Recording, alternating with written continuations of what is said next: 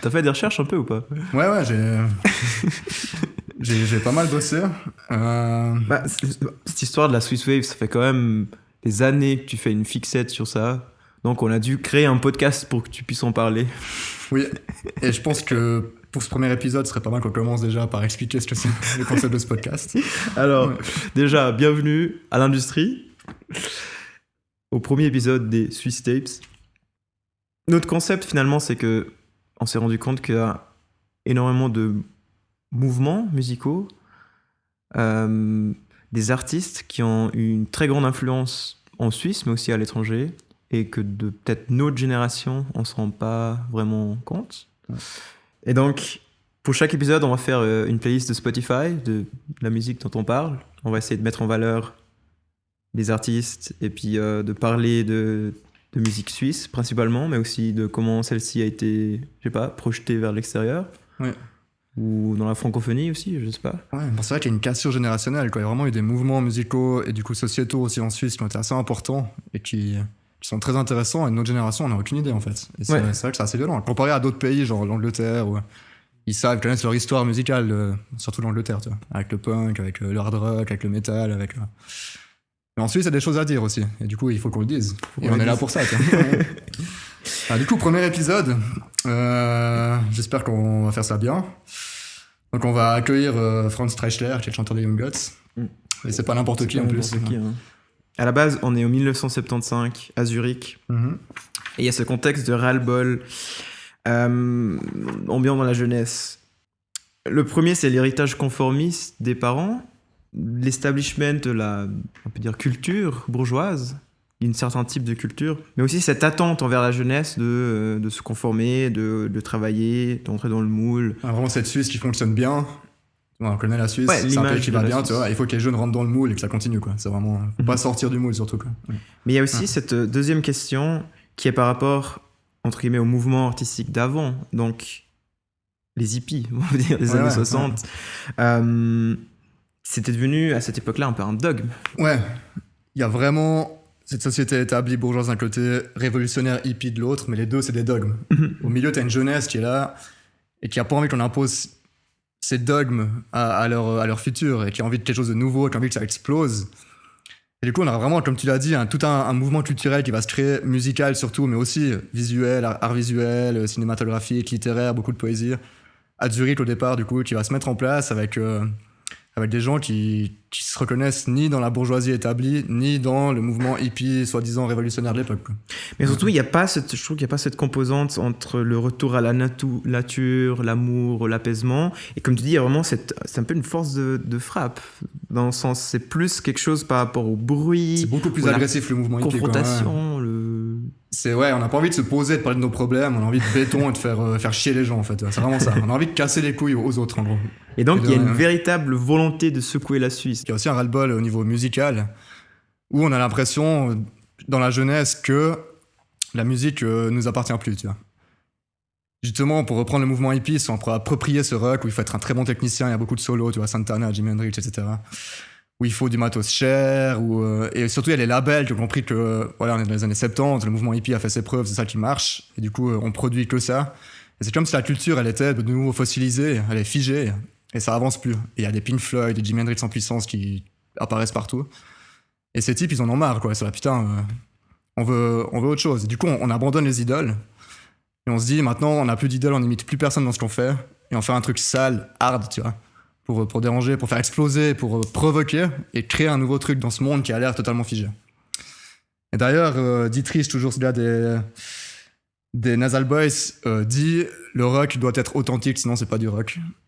Et c'est une très belle phrase, et moi elle me touche encore aujourd'hui, parce qu'aujourd'hui, de nouveau, dans une période où on répète beaucoup ce qui s'est fait par le passé.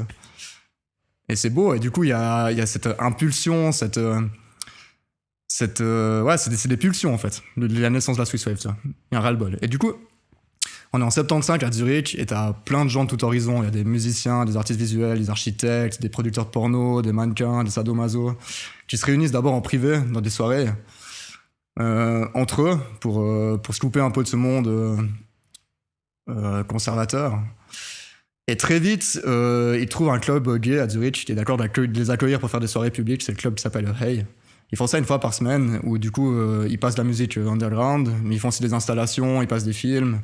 Et très vite, c'est un très grand succès. C'est un aspect très festif aussi. Il y a de l'alcool, il y a de la drogue, enfin, ça bouge. Là. Et à cette période-là, du coup, Dietrich, qu'on vient de citer 2-3 fois, là, il décide de fonder les Nasal Boys parce qu'il manque un son pour ce mouvement qui est en train de naître un peu culturel à Zurich.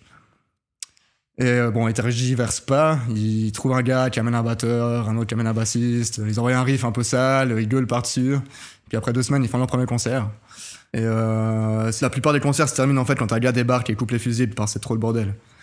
Genre le public fait vraiment partie du concert, c'est un acteur important, c'est la guerre civile dans le public, tu vois, c'est cette jeunesse qui était frustrée jusque-là et qui se lâche. Et voilà, ce mouvement, il va gentiment prendre de l'ampleur. Il y a d'autres groupes qui vont se créer la même année à Zurich. Tropo, qui est un groupe très important aussi, par exemple. Et voilà, en gros, c'est ça. Le début de la Swiss Wave. Vraiment la source du truc. Je pense que les gens qui nous écoutent auront compris que la Swiss Wave, en fait, c'est lié au contexte punk. C'est les mêmes années, c'est le même état d'esprit. C'est ce que j'allais dire. Moi, j'ai l'impression que ce que tu me racontes, à la fois dans l'approche et aussi dans les extraits qu'on va écouter tout à l'heure, finalement, c'est du punk. Et il y a cette côté d'individualisme, de mettre en avant sa personne, de se trouver. C'est un peu ce que Dietrich de Nasal Boys il dit, c'était plus de trouver soi-même qu'une expression. Oui, c'est vrai qu'il y a cet individualisme qui est très fort dans la Swiss Wave comme dans le punk. À tous les niveaux, tout le monde est le bienvenu dans la Swiss Wave. C'est très positif plutôt, tu vois. Origine sociale, genre, orientation sexuelle. D'ailleurs, il y a beaucoup de gays qui vont rejoindre ce mouvement parce qu'on s'en fout en fait.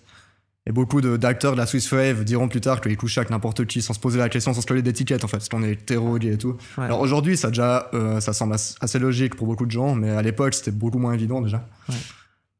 Donc à ce niveau très très individualiste, et c'est intéressant par rapport aux féministes par exemple, parce qu'on est vraiment dans une époque où il y a un militantisme féministe en Suisse, surtout dans les centres urbains.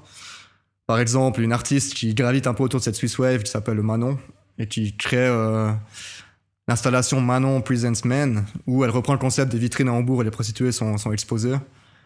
Mais à l'inverse, le concept, elle expose des hommes. Hyper sexualisés, hyper stéréotypés. T'as le soumis, le rocker, le marin, tu vois. Dans les vitrines de boucherie. Dans les vitrines de boucherie, ouais, exactement, à Zurich.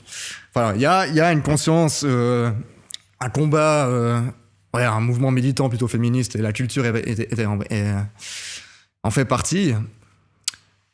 Et dans la Swiss Wave, il y a pas mal d'artistes féminines. Par exemple, on va parler plus tard de Kleenex, c'est un all-female band. Il y a Iggy Snow White and the Six Punch, la leader, c'est une femme. Il y a aussi des membres dans Basilienne, Mother's Run, Zuri SS, TNT No Fun, c'est tous des groupes qui ont des membres féminines. Et ces filles, ces femmes... elles vont se distancier à cette époque-là des mouvements féministes institutionnalisés qui existent à Zurich, parce qu'elles refusent toute forme de dogme. Elles ont envie de s'habiller comme elles veulent, mettre une mini-jupe un jour sur scène, hyper sexualiser elles-mêmes si elles veulent, le lendemain mettre des boots et des jeans, et que personne ne leur dise ce qu'elles doivent faire. Et ces mouvements féministes, à cette époque-là à Zurich, avaient plutôt tendance à, par exemple, imposer le port de la salopette, pour vraiment, tu vois, distancer de toute... représentation sexiste, et elles supportaient pas qu'on leur dise ce qu'elles doivent faire. Et c'est très représentatif de la mentalité des gens de cette Swiss Wave. On refuse toutes les formes de dogme. Les hippies, les bourgeois, les féministes, n'importe quelle idéologie, personne peut nous importer son dogme. Tout le monde nous imposait son dogme. Tout le monde est la bienvenue. Chacun gère son business, on fait du rock sale, on fait notre business, et voilà. En gros, c'est ça. Ouais. Et du coup, est-ce qu'on peut dire que finalement, la Swiss Wave, ça pourrait être le punk... C'est le mouvement punk suisse. C'est juste qu'à l'époque, ce terme, ça n'existait pas. Alors, ouais, quelque part, on peut dire que la Swiss Wave, c'est le punk suisse, mais c'est quand même à nuancer, parce que là, on est en 75-76, que les Nasal Boys, Tropo et tout se forment, et ces gars, ils connaissent même pas le mot punk, tu vois. C'est un mot qui existe dans les pays anglophones, mais qui n'a pas encore été exporté. Et du coup, on se dit pas, on va faire un groupe de punk. Et en plus, c'est l'année 76 où le monde découvre les Ramones, les Sex Pistols... Et tous ces groupes qu'on a cités, on peut citer de Slam aussi à Genève, ils sont formés soit en même temps, soit même un peu avant que ces groupes anglais qui vont percer plus tard. Tu vois. Et du coup, c'est plutôt un truc qui est né en parallèle en fait. Et on peut pas dire ils sont fait influencer par le punk anglais, ils ont créé ça en Suisse, ou alors c'est un petit frère d'une variante suisse du punk. Tu vois. C'est plutôt un cousin qui est né en parallèle parce que le contexte est similaire, parce que c'est la même époque. C'est tellement parce qu'il y a les mêmes influences aussi. Je pensais, je te l'ai dit avant d'ailleurs, au garage rock américain. qu'on appelle le proto-punk aussi, et qui est reconnu comme les racines du punk. Tous ces gars qui en avaient marre du mouvement hippie, forcément, ils cherchaient de la musique ailleurs, ils ont dû se tourner vers le garage rock américain. Et du coup, la conséquence, c'est que le punk suisse ou la Swiss Wave ressemble un peu au punk anglais, mais c'est pas la même chose. C'est quelque chose qui est né en même temps, qui a beaucoup d'affinité avec le punk anglais. Et eux-mêmes se reconnaissent pas dans le punk. D'ailleurs, Tropo diront on connaissait toujours 3 accords de plus que leurs accords en parlant des punks. Alors déjà, ils parlent des punks à la 3e personne. Ça en dit beaucoup.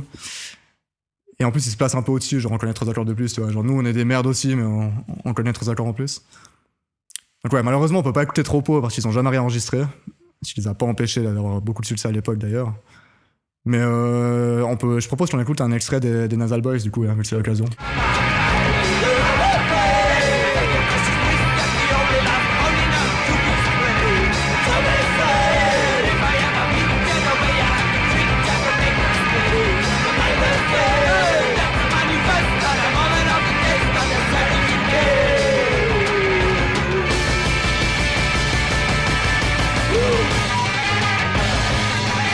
Enfin, ça sonne quand même bien punk.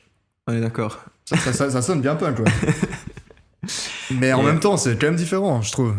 Ça sonne presque plus hardcore que déjà, alors que le hardcore n'existe pas encore. Hein. Mais moi, quand j'ai écouté ça, je me suis dit, putain, on dirait presque du hardcore déjà, tu vois. Ouais. Toi, tu connais mieux ce monde-là que moi, mais...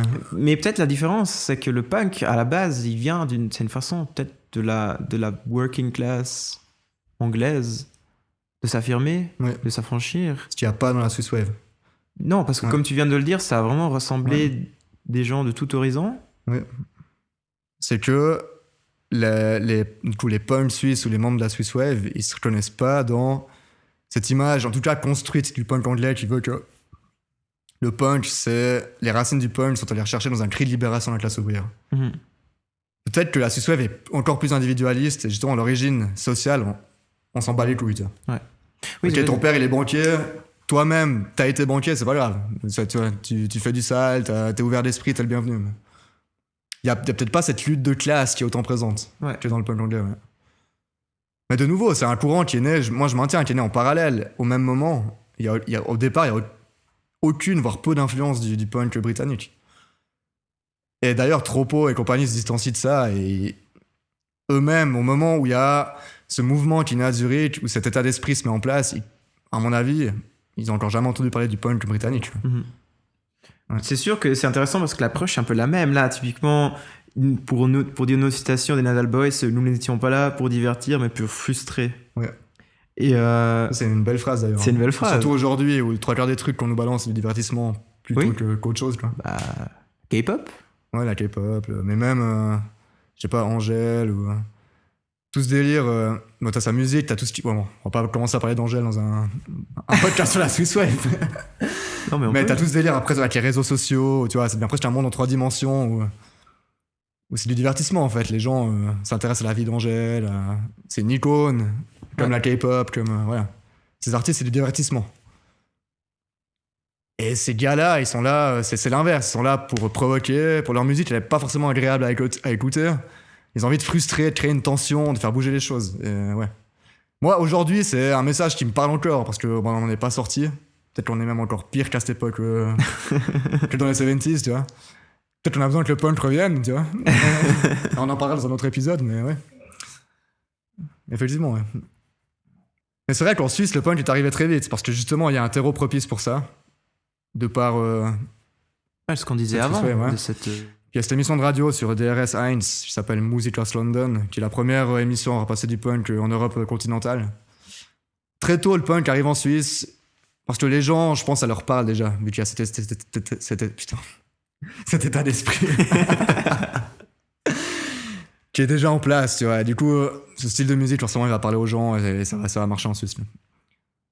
Ce qui fait que les générations un peu plus tardives, donc la 2e génération de la Swiss Wave, pas les pionniers, tu vois, pas les Nasal Boys, Tropo, mais les groupes qui arriveront quelques années plus tard, eux, ils sont déjà plus influencés par le punk britannique ou américain. Ils vont peut-être déjà plus s'identifier en tant que punk, tu vois.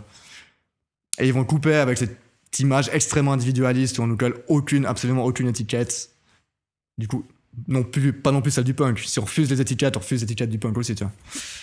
Génération plus tardive, la Swiss Wave, peut-être que ça va s'estomper, ça va. Mais c'est aussi la violence, la force de frappe des médias, peut-être anglo-saxons, qui s'approprient un état d'esprit, tu vois. Ouais. En y collant l'étiquette punk, et du coup, dans le monde entier, tous ceux qui collent à ça sont des punks. Il y aura des erreurs de continuité. Les gens ils vont voir que il n'y a pas le même niveau de blanc dans les. C'est la magie du Val-de-Bagne, mec. Il faut qu'on parle du fait que le mouvement il prend vraiment de l'ampleur. Dans le sens, c'est pas un truc qu'on a inventé maintenant a posteriori. Dans le sens que tu prends Nasal Boys, c'était pas ton groupe punk du quartier. Ils ont eu une expo nationale. Ils sont passés en live à la télévision suisse allemande. Ils ont ouvert pour Clash. Je pense qu'à l'époque c'était le groupe punk. Ouais. Le groupe punk. Le mouvement commence gentiment à prendre de l'ampleur, ouais.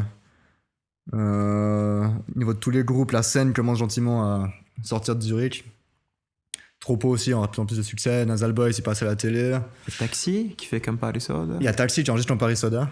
Exactement, dans le Taxi, il y a un groupe qui s'est formé un poil plus tard que les autres. Et Campari Soda qui va devenir un single quelques années plus tard, qu'ils l'ont enregistré. Un single vraiment culte de ce mouvement-là. Ich nehme nun Campari Soda. Wiegt unter uns liegt's Nebelmeer. Der Ventilator summt leislich. Es ist, als gäb's mich nimmer mehr.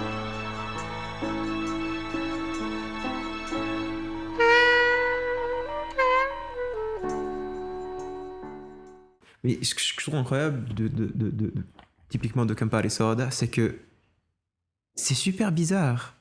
Bah, t'as du piano, t'as du sax. Pour moi, c'est assez caractéristique de cette Swiss Wave. Ouais. On le compare avec le punk avant, mais Campari Soda, pour moi, ça sonne pas punk. Non, mais c'est dans le même esprit quand même. C'est dans le même esprit, mais musicalement, je dis. Enfin, je sais pas ce que sample avec du sax. Oui, ils sont pas mal dans l'expérimentation déjà. Ça, on en parlera un peu plus tard. Ouais. Parce que gentiment, justement, cette Swiss Wave, elle va glisser dans l'expérimentation. Elle va devenir complètement visionnaire, mais ça, on va en parler un peu plus dans le podcast. Mais c'est vrai qu'à Campari Soda, et je pense que c'est pour ça que c'est devenu un titre culte, certainement. C'est parce que peut-être tu sens déjà cette expérimentation musicale. Tu sens moins chez les Nasal Boys ou chez Tropo, on sait pas, avec lui, ils ont pas enregistré. Mais Et surtout, Taxi, ils ont jamais joué live. ils ont jamais joué live en plus, ouais. C'est vrai que ça fait très. C'est spécial, quoi. Ouais. Ça fait très 90s, années 2000, en fait, le concept de on fait que du studio. Ouais. Super indépendant, toujours. Et d'ailleurs, ils ont enregistré au Sunrise Studio, et ça, faut qu'on en parle un petit peu, parce que Ouais. c'est assez chouette comme truc. C'est un studio, en fait, où quasiment tous les groupes de cette première génération de la Swiss Wave, donc entre 75 et 80, ont enregistré. Et c'est un type, un ancien hippie. Il a pas un rond, tu vois. Ouais. Il monte son studio dans le Toggenburg. Toggenburg, qui est Toggenburg, les gars, c'est. le cliché de la vallée conservatrice en Suisse, tu vois, dans un bled. Et il a la chance que Queen sont venus s'installer à Montreux l'année où il fondait son studio. Et Queen, il s'équipe chez la marque suisse Revolt Studer. Et du coup, lui, il récupère le Rampage 16 pistes à bas prix. Il permet de lancer son studio. Mais du coup, le gars, tu vois, genre ses pieds de micro, c'était des pieds de sapin de Noël verts à la tachette à la Migros, par exemple, tu vois. Genre, il a vraiment, tu vois, à l'arrache, quoi. Et il raconte que, du coup, lui, il était dans ce bled au Toggenburg, et les groupes punk de Zurich et des autres villes, gentiment, commencent à débarquer chez lui, et ça s'enchaîne, les enregistrements. Il finit le dimanche soir, ils font la fête de fin d'enregistrement, il finit à 6h du mat. À 6h30, t'as le prochain groupe devant la porte pour enregistrer la session suivante, tu vois. 24-24, ça tourne. Et c'est au milieu d'un bled à côté de l'école, et il disait, t'as les murs qui vrombissent 24h/24, et les gens ne comprenaient pas ce qui se passe, tu vois.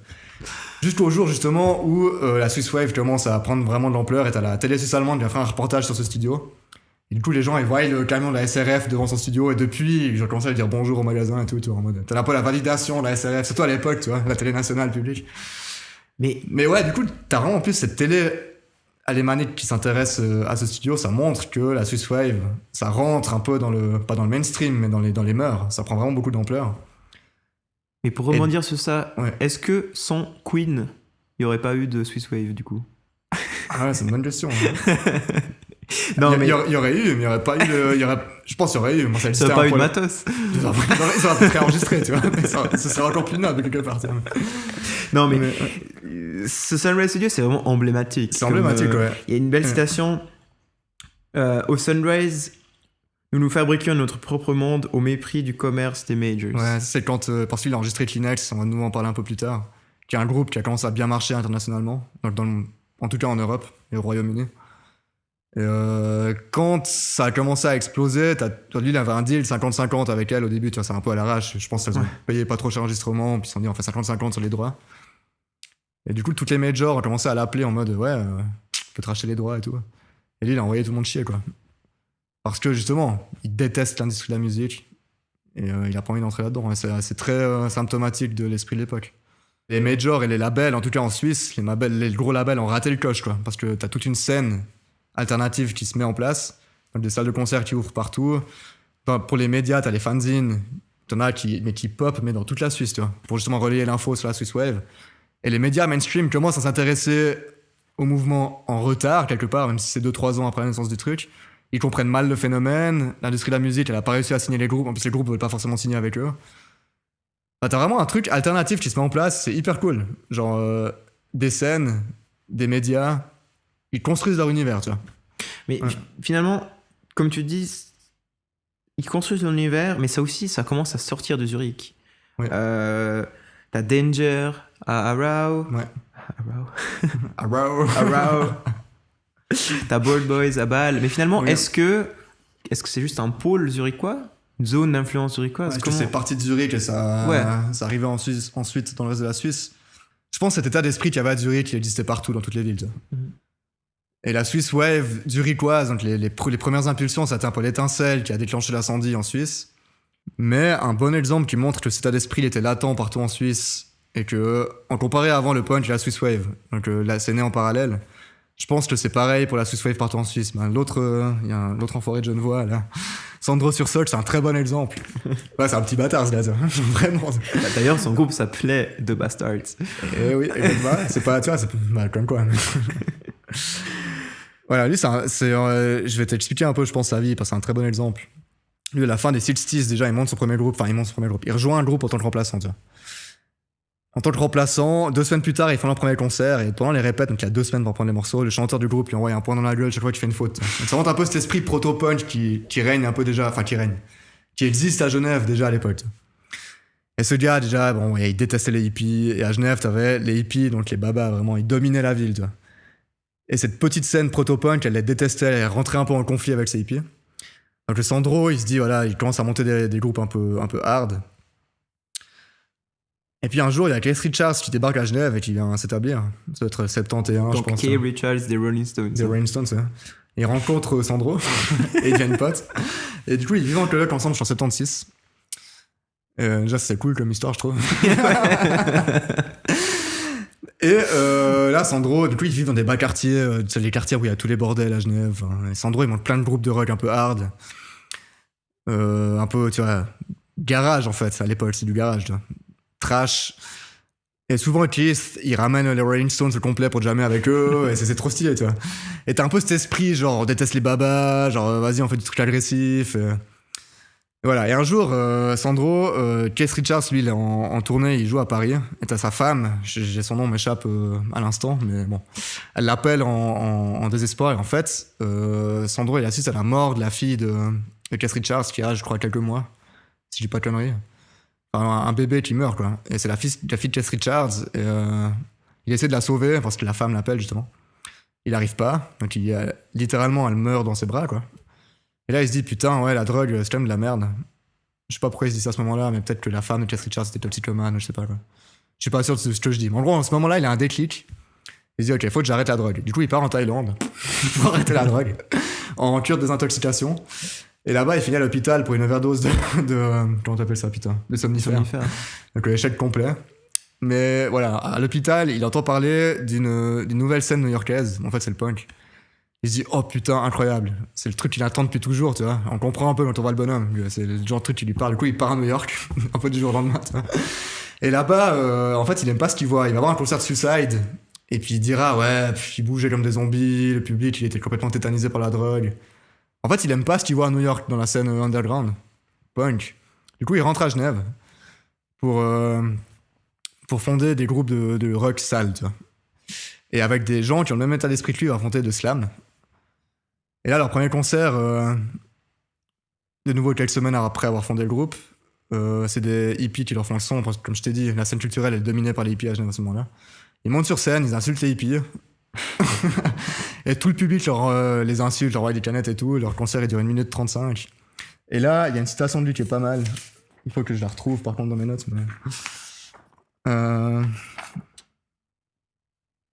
Ce jour-là, je déclarais la guerre totale aux hippies. C'était la fin de leur règne sur Genève. Ils avaient cependant gagné la bataille. Donc voilà, en gros, ils décident de durcir encore l'attitude. Ils arrêtent de slam, mais avec un peu les mêmes gars, ils font The Bastards. Et d'ailleurs, il y a un live emblématique des Bastards sur la RTS en 78, en direct de Martigny. Ouais, en direct de Martigny, qui est passé sur la RTS. Et c'était pas la première fois qu'il passait à la télé, parce que gentiment, ces mouvements proto-punk à Genève, ils vont prendre de l'ampleur. Sandro, il avait raison, en fait, les babas, ils vont perdre la guerre, parce que t'as plusieurs groupes de punk qui vont se créer du coup à Genève, et avec les concerts, c'est le bordel, c'est la guerre civile, et on déteste les babos, tu vois. Et The Bastards, ils vont devenir un peu le correspondant de Nasal Boys en Romandie, tu vois. Ils vont prendre une envergure nationale, ils vont passer en direct de Martigny, ce sera à la télé. Mais avant, ils seront invités à une émission de la RTS, où c'est le seul groupe à jouer live d'ailleurs. Et là, ils racontent que... Salut Moka. Salut Moka. Et là, ils racontent que dans les couloirs, ils sont passés pour jouer leur live. Il y avait Renaud qui chillait, toi, il jouait aussi. Et ils lui crachent tous dessus. Et puis il dira après, ouais, il me saoulait avec ses cheveux longs. Tu vois. C'est genre, tu vois, ça montre bien l'état d'esprit du bonhomme, quoi. Voilà, donc The Bastards vont prendre de l'ampleur et la scène romande Swiss Wave va prendre aussi de l'envergure, peut-être une année après celle de Zurich et Alémanique. Mais son histoire, pour moi, bon, déjà, c'est une histoire cool. Le gars, c'est un bon type. Derrière toute sa vie, il a vraiment œuvré pour la scène indépendante romande. Même des fois, il joue gratuitement à Genève pour soutenir les scènes locales. Il a monté un label, je sais plus le nom là, mais un label indépendant. Il a vraiment tout fait pour que la scène romande reste le plus possible indépendante. C'est vraiment un bon esprit. Et en plus, son exemple, donc son histoire commence à la fin des 60s, ça montre que c'est pas des gars qui voulaient copier la Swiss Wave zurichoise, tu vois. Il y a un état d'esprit déjà propice à ce genre de musique. Et je pense que quand Zurich, ça a explosé, ça a juste résonné aux oreilles des Genevois, Lausannois, des Romands en général. Ils se sont dit, voilà, ils sont reconnus là-dedans, ils ont rejoint un peu le mouvement, quoi. Mais plus tard, le mouvement, il prend de l'ampleur, mais concrètement, c'est quoi la conséquence de ça ? Alors, nous, là, aujourd'hui, on divise le mouvement en deux. Je pense que c'est plus compliqué, quoi. Mais c'est vrai qu'on peut distinguer 2 générations de la Swiss Wave. Donc, cette première génération, on n'a pas les tropos, les vrais de vrais, les pionniers, tu vois.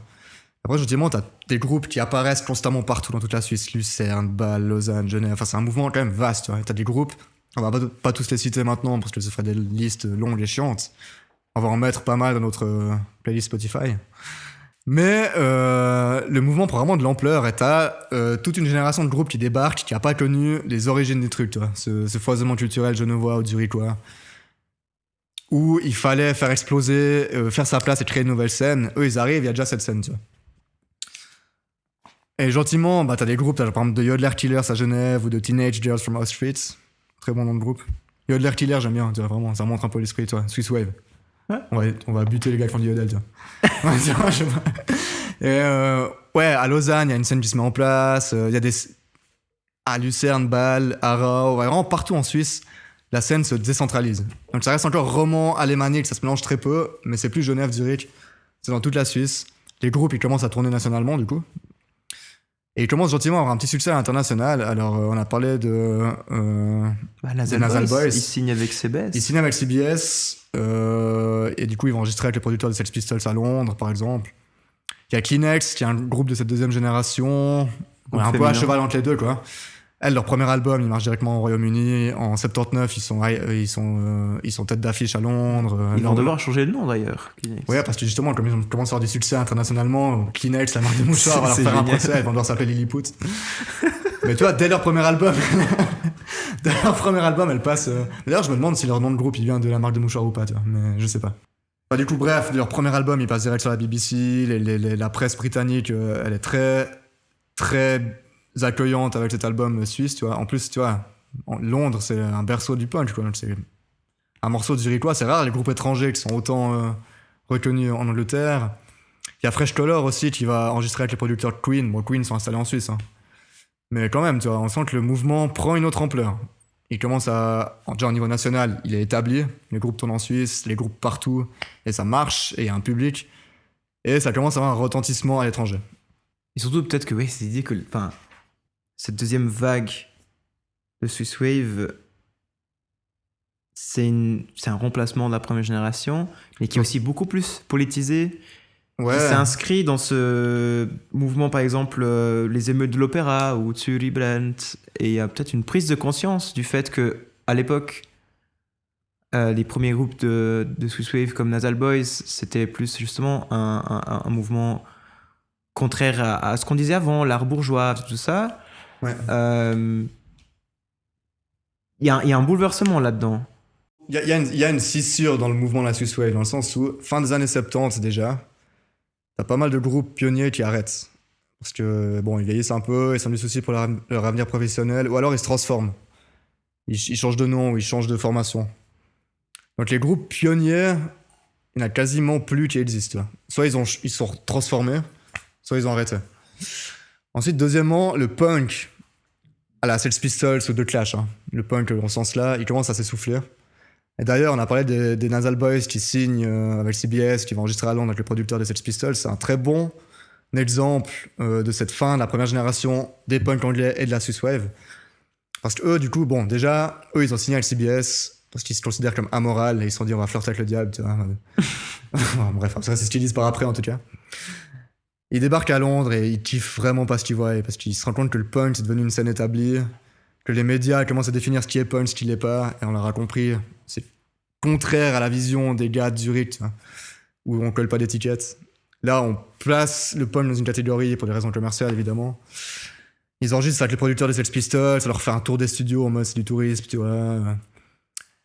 On leur change à changer de nom parce que Nasal Boys c'est pas assez vendeur, ils vont devoir s'appeler Expo.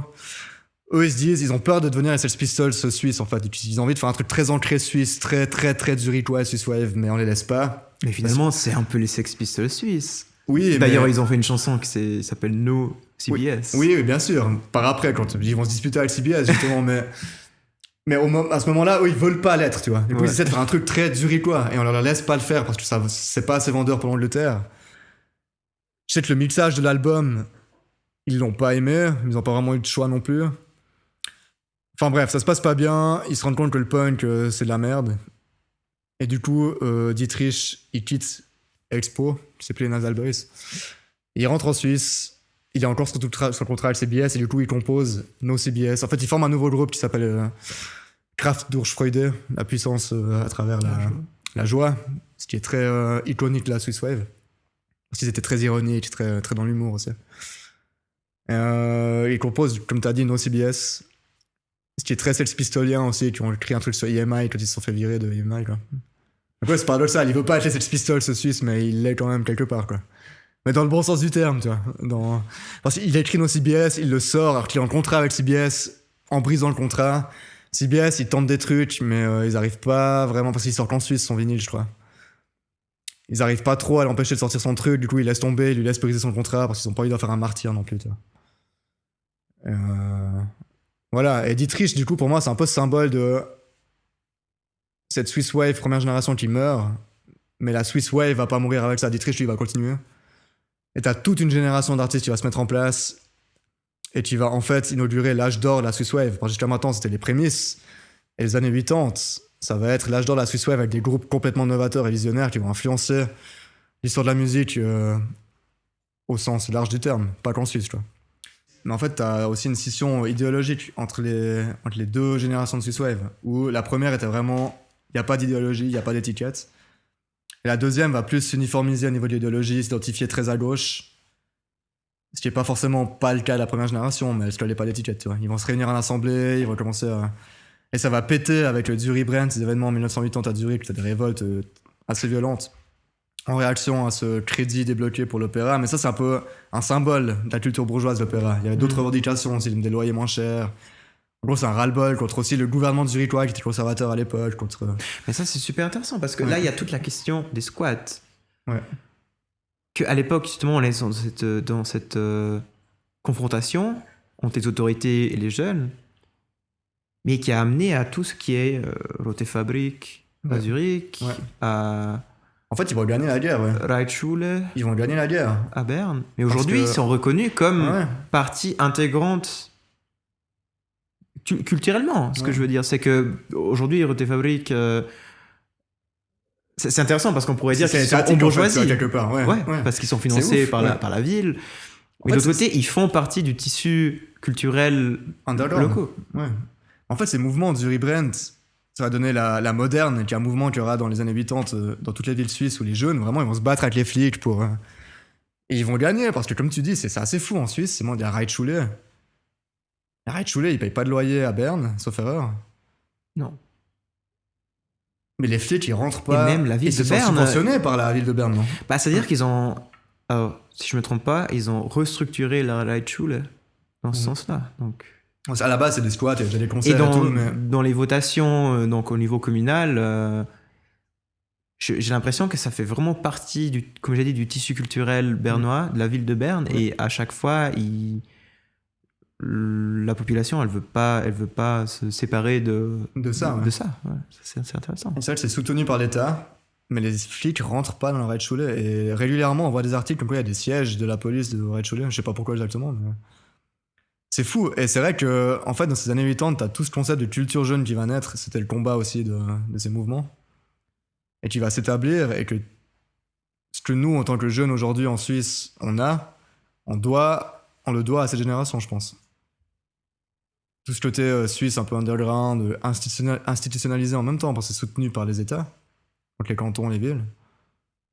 On le doit à leur combat. Et on en arrive à un résultat où tu as des institutions comme la Reitschule, la Rote Fabrik ou même l'usine, qui sont complètement indépendants, où l'État peut pas leur dire ce qu'ils doivent faire, mais l'État les soutient quand même financièrement, et c'est assez fou, je trouve. C'est même surréaliste, quoi. Je sais pas ce que t'en... Je sais pas si... Ouais. Si j'idéalise le truc, mais... Et je pense que ça confirme ce que ça a été la Swiss Wave. Ouais. Tu vois? Alors peut-être c'est pas juste lié à ça, mais par rapport à tout ce mouvement sociétal, culturel. Ouais.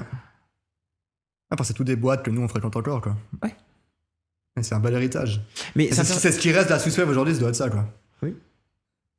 Mais après, aussi au niveau musical, j'ai l'impression que ça devient beaucoup plus exigeant. C'est comme je disais, il y a de nouvelles influences, c'est beaucoup plus technoïde, on est dans l'expérimentation. Il y a Grauzone qui vient sur la scène avec Eisbaden.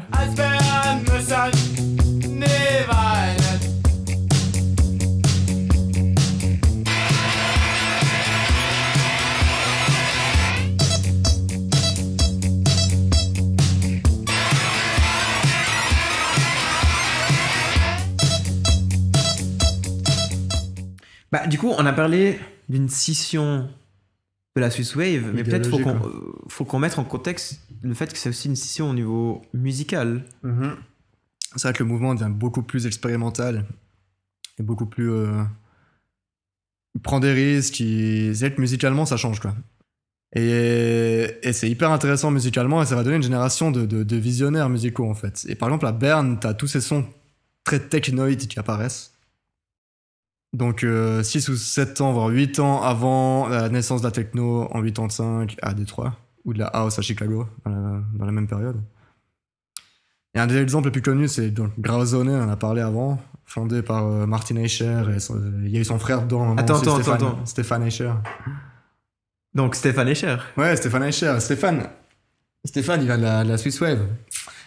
Et bon, tout le monde connaît Déjeuner en paix et compagnie, mais il faut qu'on fasse écouter aux gens... D'où il vient, quoi. Donc, si jamais les débuts de Stéphane Escher, c'est ça.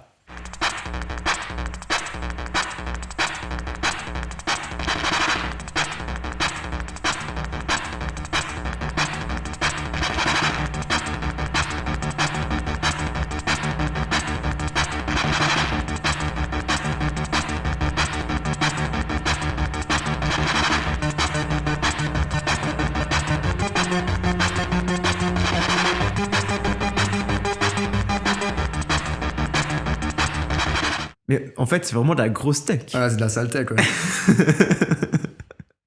Ouais, Stéphane Escher, il vient vraiment du punk suisse, quoi, à la base. Et il était à fond dans ce... son frère a fondé Grauzone, dans cette vague technoïde, proto-techno bernoise. Mais qu'est-ce qui s'est passé, du coup? Eh ben, il a signé avec un label en France, puis c'est parti en couille, quoi. Après, on fait des choix, hein. Il y a les vrais, puis il y a les autres. Non, mais ouais, voilà, c'est vrai que 6 ans plus tard, il sort donc ça, c'est son premier album solo. 6 ans plus tard, il sort son deuxième album solo et c'est Déjeuner en paix, Pas d'amis comme toi et compagnie, quoi. Et ouais, c'est chaud. Mais donc finalement, là, on est à un moment où, comme tu dis, il y a... ça se généralise, ça s'enracine, c'est un mouvement qui n'est plus que Genève, Zurich, Ouais, c'est partout en Suisse. c'est partout en Suisse. Et justement, ça commence à briller à l'international. Hein, la nouvelle génération, donc, elle commence à se tourner beaucoup vers l'Allemagne. D'ailleurs, il y a le magazine Sound qui va faire un article de 5 pages sur la scène suisse. Et toute l'Europe du Nord, ça s'exporte, ça tourne. Et justement, il y a des visionnaires. On a parlé de Grazaone, on a parlé de Kleenex aussi. Kleenex, premier album, elle tourne en Angleterre, elle passe à la BBC. Encore aujourd'hui, j'ai trouvé en faisant mes recherches beaucoup d'articles en anglais qui parlent d'elle, qui saluent l'esprit, les paroles, la composition. Je rappelle qu'en plus c'était un all-female band, il n'y avait pas des masses à l'époque, il y en avait quand même dans le punk, ça existait pas mal, mais elles avaient vraiment une fanbase assez internationale. Et quand tu lis les articles actuels sur Kleenex en anglais, tu sens l'affection que les journalistes ils portent à ce groupe. C'est assez beau à lire, quoi. Du coup, faut qu'on écoute un extrait de Kleenex, on est obligé. C'est un des groupes importants de la Swiss Wave quand même. And you wanna get it out. Don't you want to wait around? Take a radio in your life, take a radio in your love. Take it in and take it out wherever you want. Donc voilà, Kleenex. Et puis sinon, dans les groupes majeurs de la Swiss Wave, il faut qu'on parle de Yellow. On a parlé de cette vague technoïde à Berne. Eux, ils sont zurichois, mais c'est eux qui vont vraiment exporter cette vague technoïde suisse. Et d'ailleurs, aujourd'hui, ils sont considérés comme des pionniers de la techno. Toujours 5-6 ans avant la techno naisse officiellement à Détroit. Et Bah, d'ailleurs, ils ont fait une chanson que tout le monde connaît. oui, bah, Qui savent. Oh Yeah, par exemple. Pas tout le monde sait que ça vient de Yellow. mais- il a regardé American Pie, tu vois. Mais surtout, c'est des visionnaires qui ont... C'est un des premiers groupes à utiliser le sample, par exemple. Ils ont amené ce son techno, et eux-mêmes, ils savent ce qu'ils valent, parce que je vais te citer un interview. Dans les 90s, donc bien plus tard, un journaliste leur demande « Quelle différence voyez-vous entre votre génération et la nouvelle vague de musiciens techno ?» Donc les 90s, explosion de la techno dans le monde, tu vois. Et Mayer, donc un des deux du groupe, il répond « La différence majeure réside dans le fait que les jeunes artistes ne font finalement que cueillir les fruits de l'arbre techno que Boris, donc son binôme dans Yellow, enfin c'est un binôme Yellow, a largement contribué à planter. Nous étions techno avant même que l'on parle de techno, grâce à l'usage des samples et des boucles rythmiques. Cette approche purement instinctive, d'ailleurs, a toujours été la nôtre. La nôtre. La deuxième différence, c'est que beaucoup des jeunes musiciens, au lieu de surmonter leurs machines, en sont devenus les esclaves. Ce que Kraftwerk avait prédit, la mutation des musiciens en de simples robots est quasiment réalisée. Donc ouais, ils sont pas hyper tendres avec les générations de DJ et de producteurs qui leur succèdent. Mais Et il cite d'ailleurs Kraftwerk, ce qui est intéressant, parce que c'est une influence commune à beaucoup de groupes de la Swiss Wave. Et je pense qu'il va racine de la techno, c'est Kraftwerk en fait. Mais Yellow, j'adore Yellow parce que Il faut qu'on écoute un extrait. ouais, Pour montrer. Donc, vas-y. voilà, la techno est née officiellement à Détroit en 85. Mais voilà, Yellow en 81, c'est ça.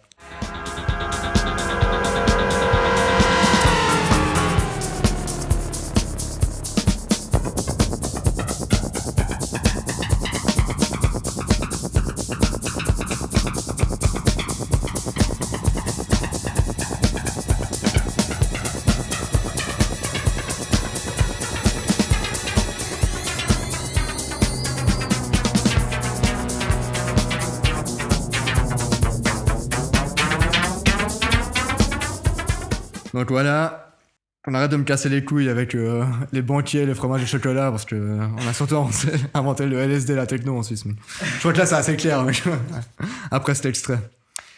Voilà, donc Yellow, c'est vraiment un groupe quand même visionnaire qui a compté dans l'histoire de la musique, qui est considéré encore aujourd'hui comme une des racines de la tech, qu'on écoute encore aujourd'hui en sortant Remondie à Lausanne. Tu vois. Les racines sont bernoises et zurichoises, pas que. Il y a l'Allemagne aussi qui a été importante, plus tard Détroit, mais la Suisse a joué un gros rôle, je pense qu'on peut le dire. Tu vois.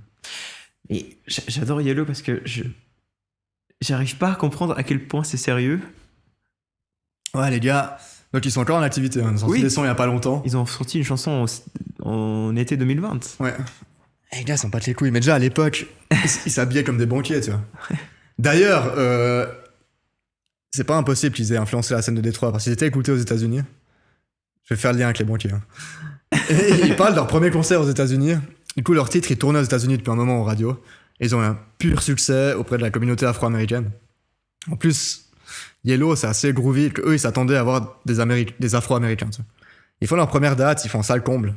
Majorité d'afro-américains qui s'attendent à voir des afro-américains sur scène. Et t'as deux banquiers zurichois, des zurichois habillés en banquier qui débarquent. Et ils se sont fait huer, jeter des trucs, ça va pas passer du tout. Tu vois. Et c'est intéressant comme histoire, je trouve. Parce qu'ils les avaient jamais vus en vrai, forcément, il n'y avait pas de clip, on voyait leur gueule. Ouais. Quand t'écoutes Yellow, c'est juste. T'as pas de repères. Ah, ils s'en battent les couilles. Et ce côté s'habiller en banquier, justement, c'est se distancer de la scène punk suisse en mode, ouais, pas les couilles, nous, on met un costard. Ouais. Non, mais aussi au niveau vraiment du son.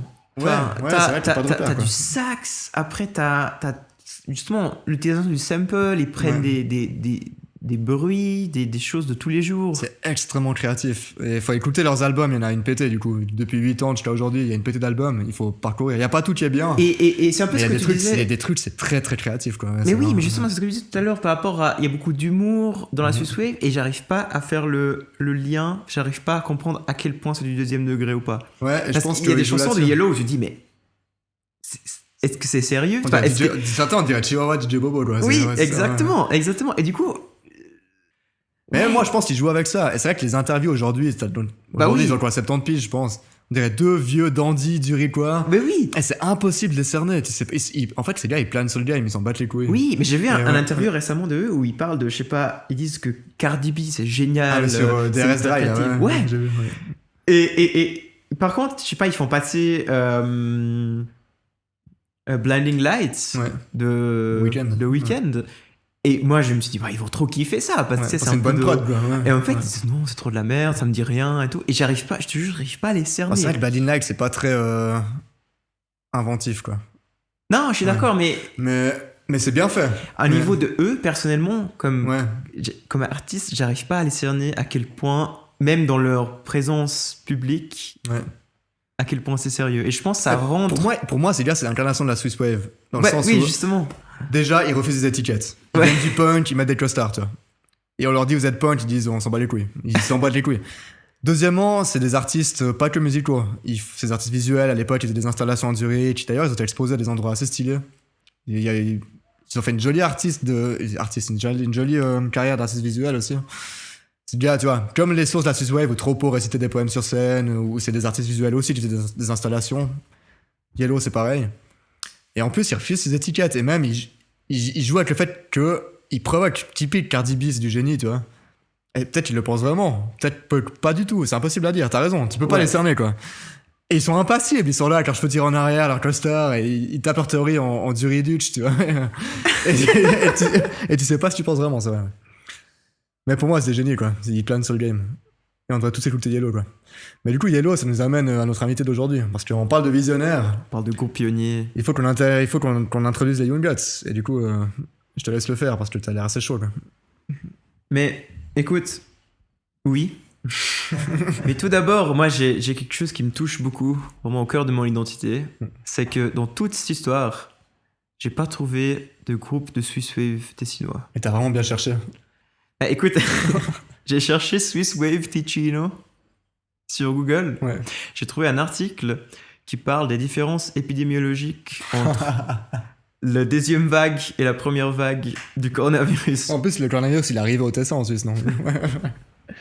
Bon, vous aurez eu votre Swiss Wave à vous, c'est bien.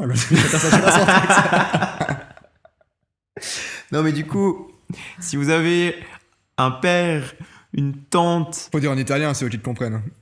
oui, mais peut-être c'est des Tessinois de deuxième génération, Ouais, troisième peut-être, génération, ouais. Vas-y. ou un grand-père Ouais. qui faisait de la Swiss Wave au Tessin. Écrivez-nous et vous recevrez le premier t-shirt de l'industrie. On va faire des t-shirts. On va faire des t-shirts. On va faire des t-shirts. Vous recevrez le premier t-shirt de l'industrie. Et à part ça, c'est obligé qu'il y ait aussi ça. Parce que mec, moi j'ai trouvé des groupes de Martini qui étaient dans la Swiss Wave et qui tournaient dans toute la Suisse sur Couleur 3. Donc c'est sûr qu'au Tessin, il y a des trucs. Je pense que c'est surtout par rapport à l'énorme. Je sais pas, tous les Tessinois qui vont étudier à Zurich ou Ouais, en plus, tu ramènes ce bagage-là au Tessin, tu vois. Ouais, c'est obligé. Prochain épisode, si on trouve, on vous en parle, quoi. Mais, Revenons. et du coup, voilà, les Young Guts. Est-ce que tu les introduis toi, du coup? Qu'est-ce qu'on peut dire de Young Guns? Alors, Il y a beaucoup de choses à dire. Ouais. la première chose, c'est que c'est mon groupe préféré de la Swiss Wave. Moi aussi. Et Oui, on lèche, mais oui, on lâche. Mais on a le droit. En même temps, Franz, il est pas là, toi. On lèche pas vraiment, quand même. Non, mais par rapport à, en tout cas, la musique que moi je fais, et peut-être toi aussi, Baptiste, c'est très agressif, c'est très... Ouais. C'est peut-être le groupe le plus rock. Mais on connaît pas tout, parce qu'il y a beaucoup de groupes. Hein. Mais Ouais. c'est peut-être le groupe le plus metal et hard rock de la deuxième génération de la Swiss Wave. Peut-être. Non, mais alors, pour, Donc ça nous pour la parle petite plus, ça nous histoire, parle. c'est un groupe fribourgeois, fondé en 85, donc très tard quand même, dans la Swiss Wave. Ça montre que le mouvement a pas mal perduré, quand même. Ouais. Ça a commencé dans les squats de Genève. Ouais. Et, Donc ils sont fondés en 85 dans les squats à Genève. et eux aussi, alors, le point central de Young Gods, c'est l'utilisation du sample. Ouais. C'est cette créativité. Ouais, c'est un des premiers à utiliser le sample dans le rock, en fait. Ouais. Genre le rock dur, comme ils font eux, tiens. Ouais. Et d'ailleurs, bon, on va le voir dans l'interview tout à l'heure, mais quand ils débarquent sur scène, enfin, toi tu t'attends à un groupe de rock et c'est une batterie, un sample et un chanteur. Ouais. Imagine en 85, les squats à Genève, ils débarquent, sample, batterie, chanteur. C'est révolutionnaire. Et d'ailleurs, ça a vite fait parler d'eux, quoi. Dans la presse, tout à fait. Parce que 86, premier single envoyé.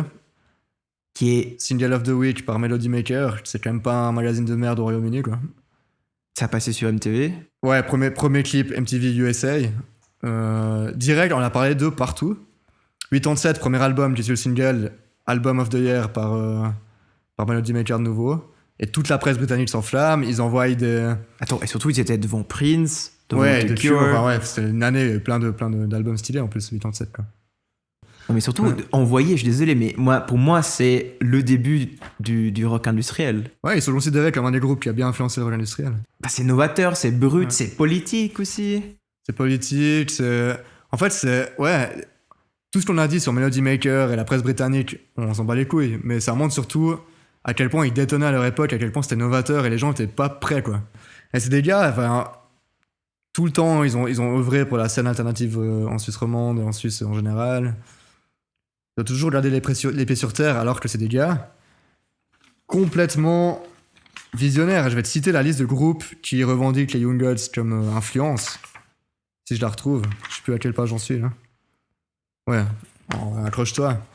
Donc les artistes qui citent les Young Gods comme influence, on a David Bowie, on a The Edge, le guitariste de U2, Nine Inch Nails, Tool. Tool pour moi c'est un des groupes les plus visionnaires de son époque déjà. Enfin je sais pas, j'exagère mais j'adore Tool, tu vois.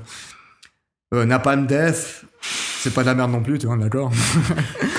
Ouais, Napalm Death. Sepultura, moi Sepultura j'adore en plus. Ça me fait plaisir d'avoir ces noms qui citent un groupe suisse comme influence, tu vois. J'essaie de m'imaginer comment Napalm Death ça peut être influencé par Young Gods. Ouais, alors, je sais pas te dire, mais on leur demandera un jour en interview. Comme ça. Sepultura, Noir Désir. Noir Désir, au début, j'ai pas compris, tu vois. Après, je dis, ouais, le côté texte, c'est un peu. Tu vois. Là, tu te rends compte, c'est un groupe qui a une influence majeure, qui a pesé dans l'histoire de la musique. Ils sont arrivés, ils ont apporté un truc nouveau, quoi. Et si les Young Gods n'avaient pas existé, certainement que le rock actuel, et peut-être que même l'électro actuel ou la pop actuelle, n'aurait pas la même figure, serait légèrement différente. Donc, je suis très content qu'on puisse accueillir Franz en interview. Il faut qu'on parle un peu de lui, parce que lui, bon, déjà. Il y a eu plusieurs groupes. Avant les Young Gods, il y a eu des groupes à Fribourg. Un qui s'appelait Johnny Fugler and the Raclette Machine. C'est déjà génial, tu vois, comme nom. Et puis en parallèle, les Young Gods, il a une carrière de compositeur aussi. Il compose pour le théâtre, le cinéma, La danse. entre la danse, ouais. En 2010, il a reçu le Grand Prix Suisse de la musique. Donc, le Grand Prix Suisse de la musique, c'est pas les Swiss Music Awards. C'est pas de la merde, tu vois. C'est vraiment une reconnaissance en tant que compositeur. Il vaut quelque chose.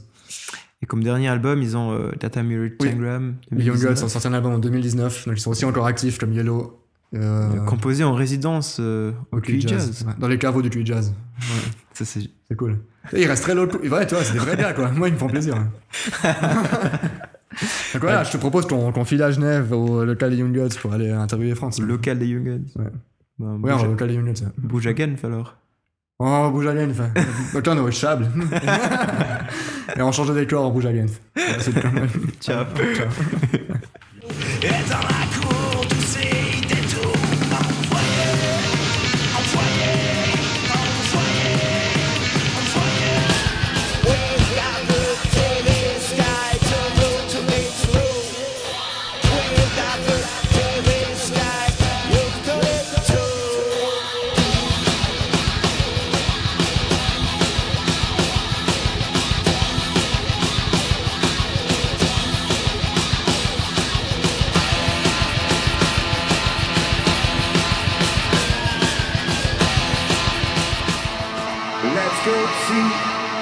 night, days before the sky stopped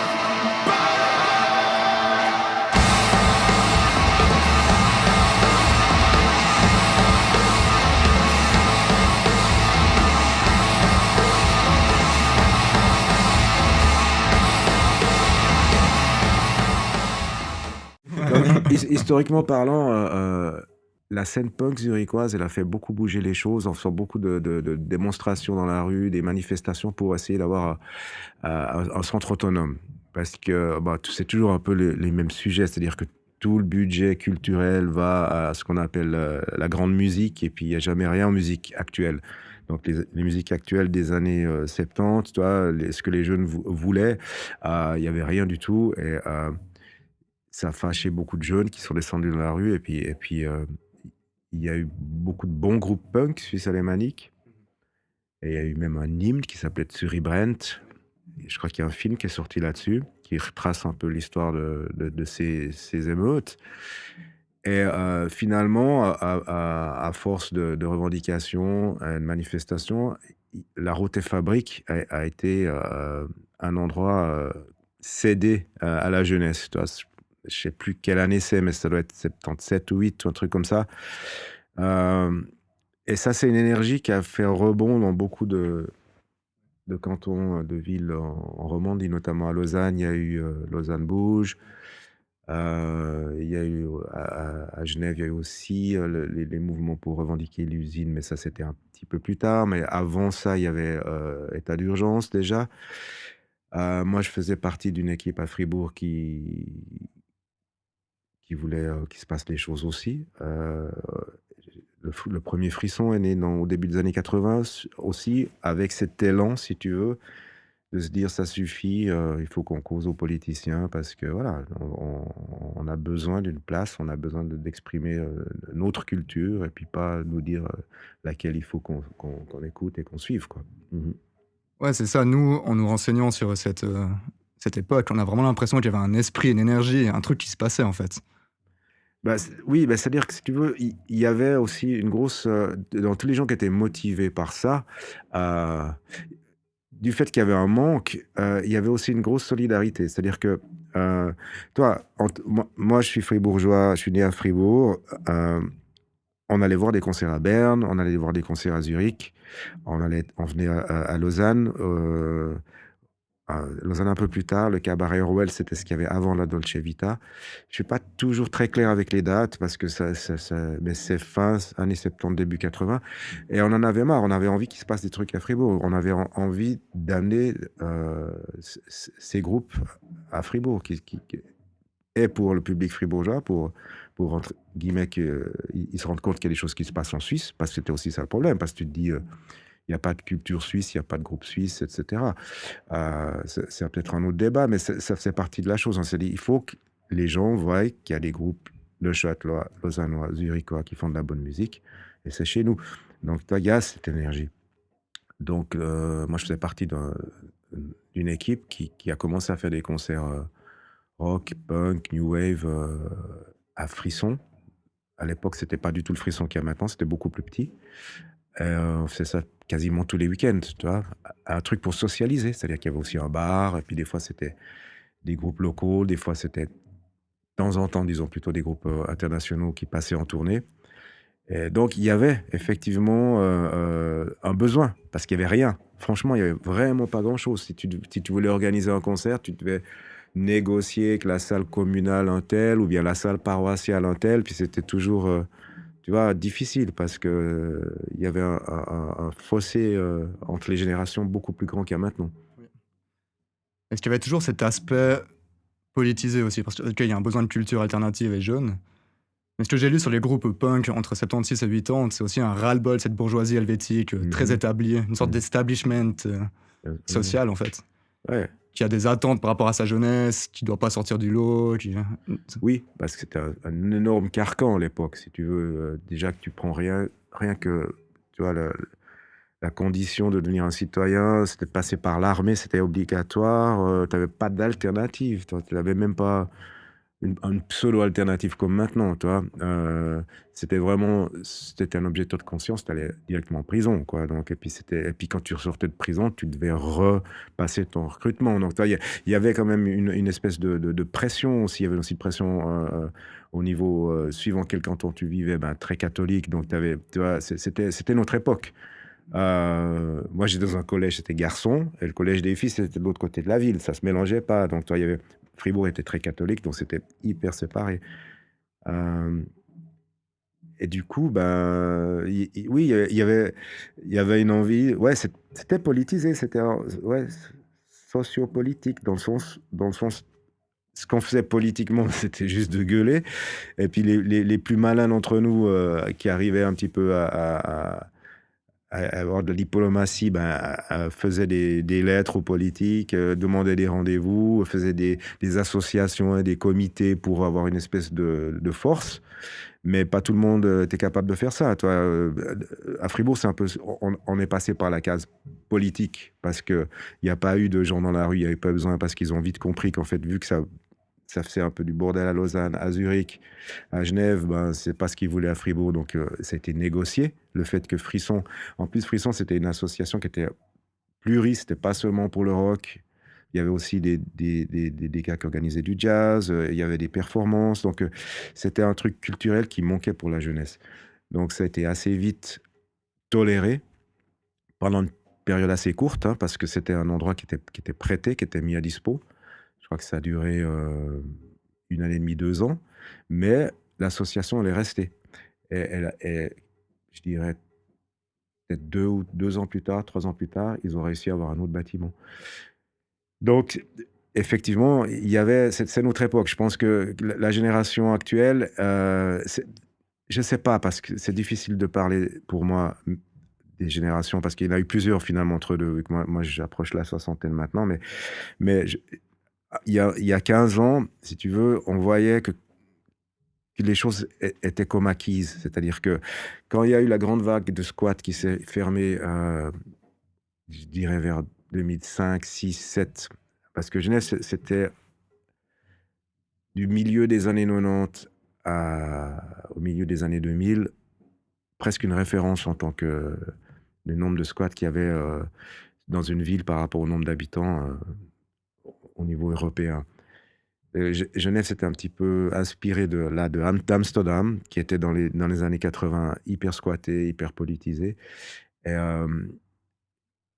il y a une période où c'était tout à fait possible parce qu'il y avait une intelligence au niveau des autorités. Il y avait des gens qui, dans les hautes sphères, procureur général, Bertossa ou des gens comme ça, qui toléraient les occupations tant qu'il n'y avait pas de projet de la part de l'immobilier dans ces projets, dans ces immeubles qui étaient occupés, pour lutter un peu contre la spéculation sauvage et tout ça. Donc, c'était quelqu'un de droite, mais qui avait compris que si tu veux, la jeunesse avait besoin. Je peux prendre un exemple en chiffres.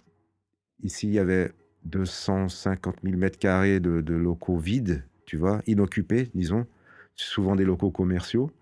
Et il y avait des milliers de personnes qui cherchaient des endroits, toi, des plasticiens, des musiciens, des artisans, toutes sortes de choses. Donc, à un moment donné, il y a eu comme une espèce de...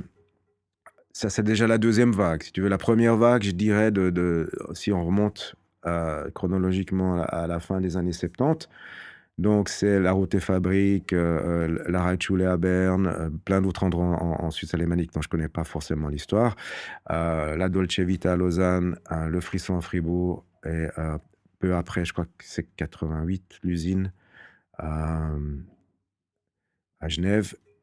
Ça, c'est, je dirais, la première vague. Et d'après moi, c'est quand même issu un peu de cette énergie punk, rock, tu vois, d'aller dans la rue, de gueuler, de revendiquer pour avoir un droit à vivre ce qu'on avait envie de vivre à l'époque. Et ça, je pense que ça a essaimé. Après, la deuxième vague, ce serait dans le milieu des années 90. Artamis, par exemple, à Genève, qui était un truc massif. Donc là, il y avait à peu près 250 membres officiels, mais il y avait beaucoup plus de gens. Et là, ça comprenait, tu vois, les domaines de la culture, du théâtre au cinéma, aux plasticiens, à la musique, toutes sortes de musique, la danse. Il y avait c'était méga. C'était sur un site qui était inoccupé, des services industriels pendant des décades. Et ça a duré une bonne dizaine d'années pour certains bâtiments et carrément 15 ans pour d'autres, tu vois. Donc c'était même, ouais, même un peu plus. Nous, les Young Gods, on a participé au truc et en fait, on est parti en 2012 et on a commencé en fin 96. Donc toi, ça fait 16 ans, c'est ça. Ouais, c'est énorme. Mhm.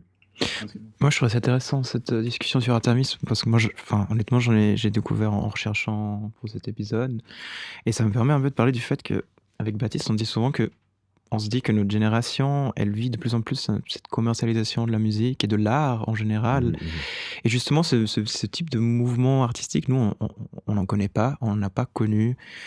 Et finalement, on se dit, quand on joue, en tout cas, moi j'ai l'impression dans mon groupe, et Baptiste, je pense aussi dans le tien, quand tu joues sur scène ou quand tu présentes quelque chose, c'est presque un peu une façon de se vendre. Enfin, il faut que tu attires rapidement l'attention sur ton groupe.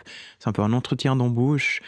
Et nous, c'est peut-être un peu romantiser la Swiss Wave, mais on a l'impression que ce n'était pas le cas. C'était plus un mouvement qui permet d'exprimer de l'art. Est-ce que tu ressens ça? Oui, je ressens ça. Mais c'est vrai que si tu veux, il y a une espèce de pollution, une perversion du milieu mercantile, si tu veux, dans ces 3-4 décades, on peut dire. Et c'est super, ça me fait plaisir d'entendre ça parce que, à la base, de toute façon, alors, vous avez les deux des groupes. À la base, qu'est-ce que c'est un groupe? C'est quand même une bande de potes qui a envie de jouer ensemble, puis tu vois, de découvrir, créer des trucs qui finalement tu peux pas faire tout seul, mais tu as besoin des autres, et puis c'est ça qui est intéressant. Et après, voilà. Maintenant, c'est clair que si tu veux en faire un métier et puis vivre avec, tu dois le vendre d'une manière ou d'une autre. Mais le but premier, c'est pour moi, et puis pour ma génération, c'était pas vraiment ça. Après, on est tous différents, c'est clair. Il y en a des qui ont conscience de ça beaucoup plus vite que d'autres. Il y en a des qui arrêtent la musique parce qu'ils pensent que jamais ils pourront vivre de ça. Et puis ils préfèrent avoir un job, puis faire ça comme hobby. Mais c'est vrai que si tu veux, actuellement, on est dans une comment on pourrait dire ça? Utilisation. On est dans le tout. Comment on dit ça? Ouais. Mercantilisation. Ouais, mais on est dans le tout rentable, si tu veux. Tout doit être rentable, sinon c'est un truc qui vaut rien, finalement, tu vois. Mais tout te pousse dans cette vision, tu vois. N'importe quel réseau social, finalement, il est là pour essayer de te vendre un truc. Il utilise son identité pour cibler quelle pub.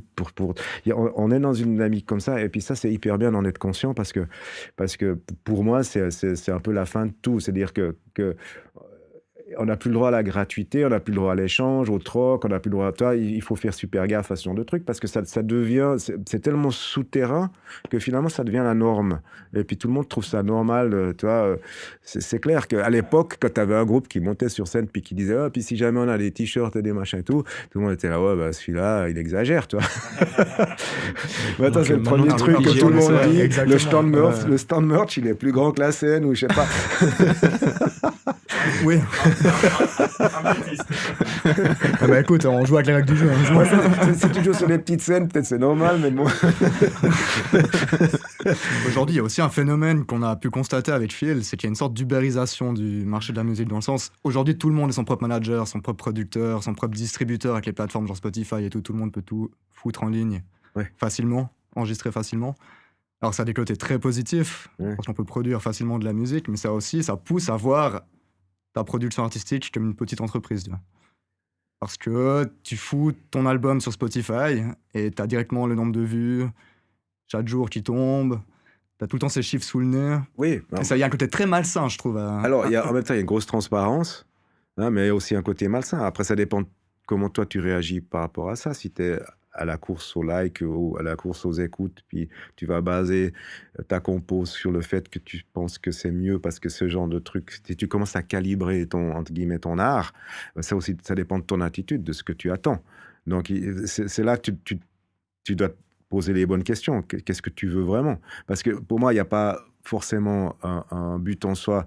Il y a beaucoup de buts de faire de la musique, hein. Il y en a des qu'il faut pour l'argent. Mais à partir du moment où ils sont clairs avec ça, pourquoi pas? Il y en a des qu'il faut pour se faire un maximum d'amis ou de copines ou je sais pas. Toi, il y a toutes sortes de trucs. Donc, je vais pas juger ça. Ou des fois même, tu as plusieurs raisons, toi. Mais n'importe quel truc, style Instagram, Spotify, machin, tout, tu dois faire super gaffe de ne pas être esclave de ça. Parce que finalement, tout fait pour que tu le sois. Tu vois? Donc, est-ce que tu fais de la musique pour que les autres t'aiment? Tu vois, ça, c'est aussi une bonne question. Parce que même si tu n'as pas Spotify ou Instagram ou je ne sais quoi, quand tu montes sur scène, tu veux quoi? Tu veux que les gens t'aiment? Tu veux que tu aies un message à passer? Ou tu veux simplement essayer de partager une expérience? Ça, c'est des questions fondamentales, tu vois.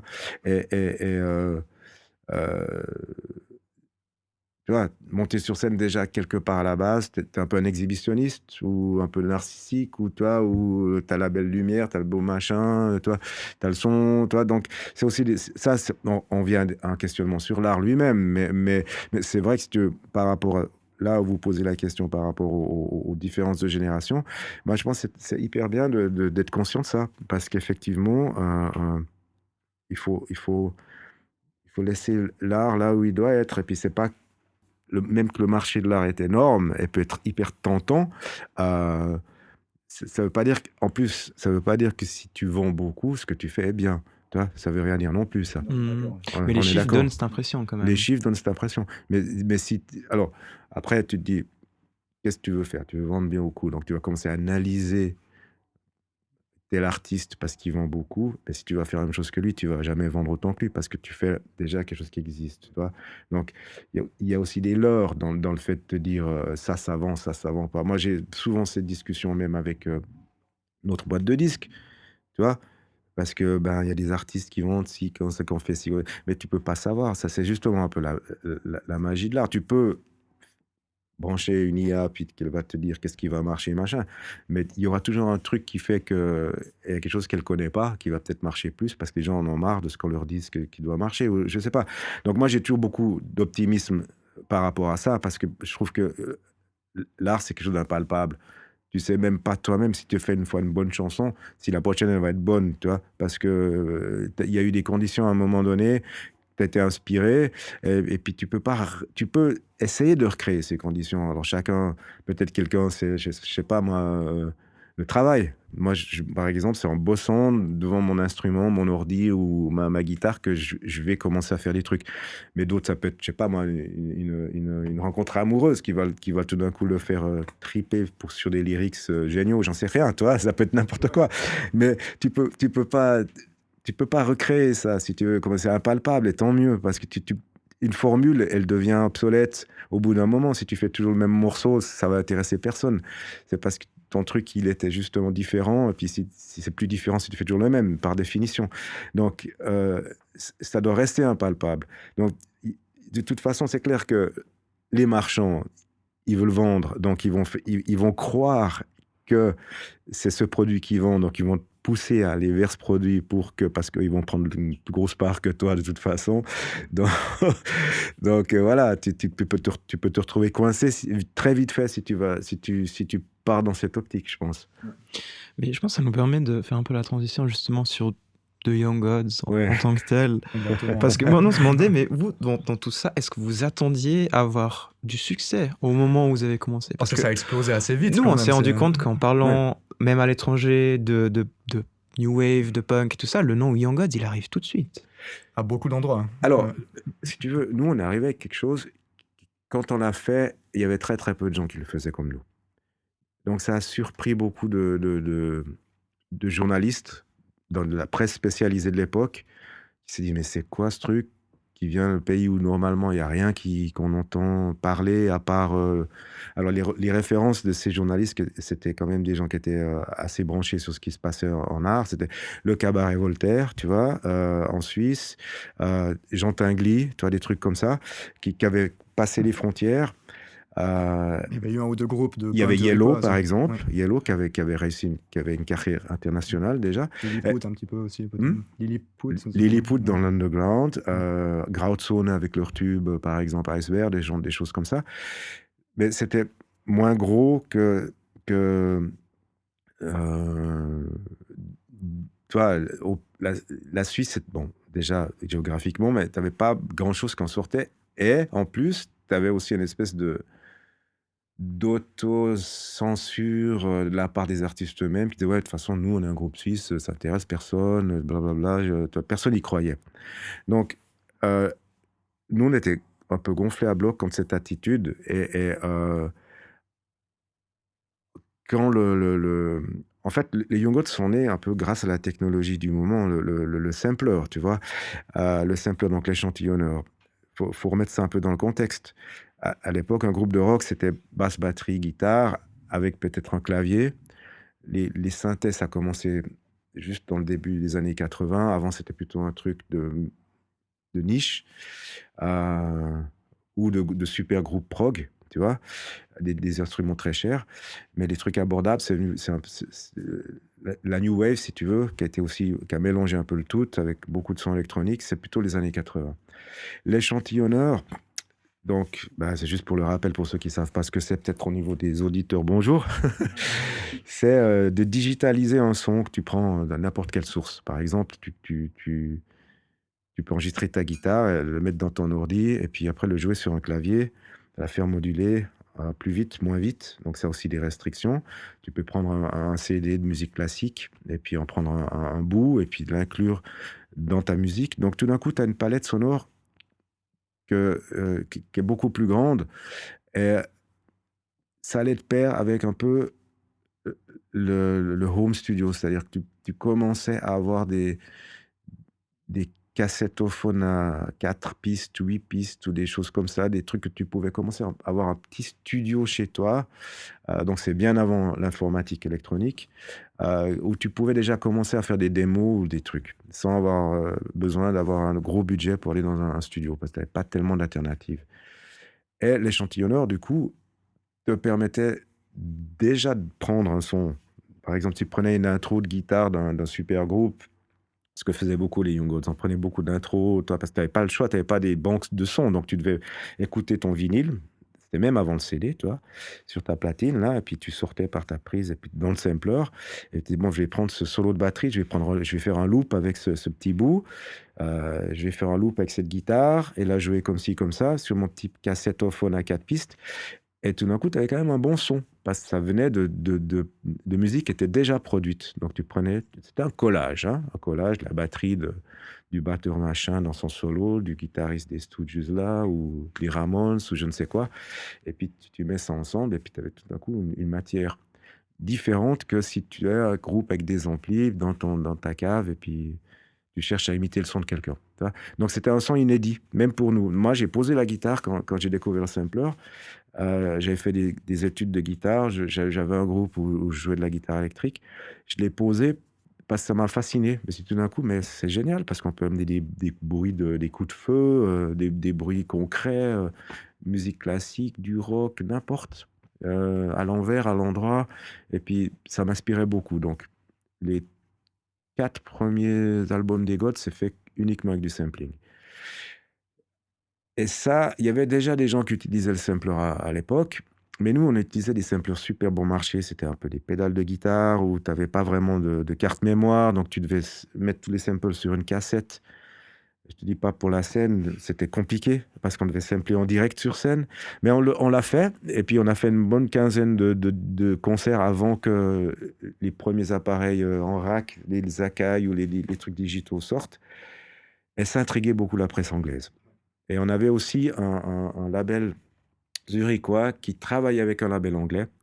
Donc du coup, le premier single, qui s'appelait Envoyé, chanté en français uniquement, est sorti en Angleterre en même temps qu'en Suisse. Et ça fait un gros buzz dans la presse anglaise. C'est qui ces terroristes sonores? C'est quoi? Et toi, parce que toi, le mouvement hip-hop était déjà naissant. Et les hip-hopers, ils samplaient sur des platines, mais plutôt des sources un peu soul, funk, et puis, ou électro, puis qui mélangeait ça. Mais nous, on mélangeait des trucs rock avec des trucs classiques, avec des trucs de cabaret, etc. Donc, on était traité un peu de Terroriste. terroristes sonores. Et ça nous plaisait, tu vois, ça nous plaisait beaucoup. Donc, il y avait des gars qui venaient de Londres nous interviewer au buffet de la gare à Fribourg, tu vois. C'est génial. Qui étaient là, mais comment, toi, qu'est-ce que vous foutez là? Puis, je sais pas, et toi, qu'est-ce que tu fais, toi? Mais moi, je me posais la question, vos premiers publics, les premières fois que vous montez sur scène en tant que Young Guts, Ouais. sans guitare, avec que du sample, la batterie Ouais. et du chant, comment les gens y réagissent? Parce qu'ils n'ont jamais vu ça avant. Alors, il y avait toutes sortes de commentaires, c'est ça qui était drôle. C'est-à-dire que tu avais tout d'un coup une autre génération, des gens qui étaient plus ouverts d'esprit, qui étaient à fond dedans, et puis d'autres qui étaient là, mais c'est pas du rock, il n'y a pas de guitare, tu vois, il y avait toutes sortes de trucs. Tu vois, il y avait un mouvement musical qu'on aimait, qu'on entendait, tu vois, qui venait d'Angleterre. Et puis, c'était quand même, le mot d'ordre, c'était do it yourself, quoi. Fais les trucs toi-même, tu vois. T'as pas besoin d'être un virtuose de la guitare pour faire un groupe et monter sur scène. Si les gens veulent pas te prendre dans leur salle de concert de Bourges, eh ben, va jouer dans la rue. Tu vois, il y avait tout ce truc, fais-le, tu vois. Et donc, euh, j'en reviens à Zurich parce que nous, ça nous avait fascinés. En fait, moi, j'étais parti avec mes potes voir un concert des Américains, je sais plus leur nom, qui était un peu du punk pastiche avec une chanteuse qui était un peu sein à l'air avec du gaffeur sur les seins. Comment ça s'appelle quelque chose Matix.